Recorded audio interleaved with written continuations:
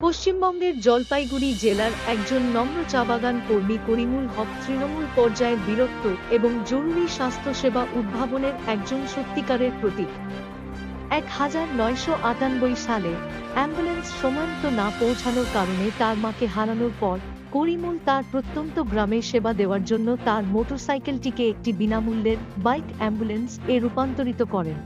তারপর থেকে তিনি 24 জুলাই জরুরি পরিবহন ব্যবস্থা প্রদান করেছেন।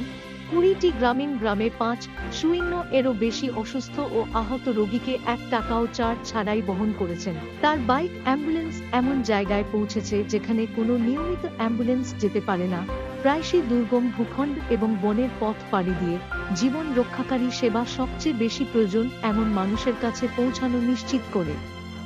ব্যক্তিগত ক্ষতি থেকে উদ্ভূত করিমুলের নিঃস্বার্থ নিষ্ঠা অগণিত জীবনকে বদলে দিয়েছে। তার কাজ কেবল পরিবহন সম্পর্কে নয়, এটি গ্রামীণ ভারতে আসা মানবতা এবং স্বাস্থ্য সমতা সম্পর্কে। 2017 সালে তার নিরলস সেবা ভারতের সর্বোচ্চ বেসামরিক পুরস্কারগুলির মধ্যে একটি পদ্মশ্রীতে ভূষিত করা হয়েছিল।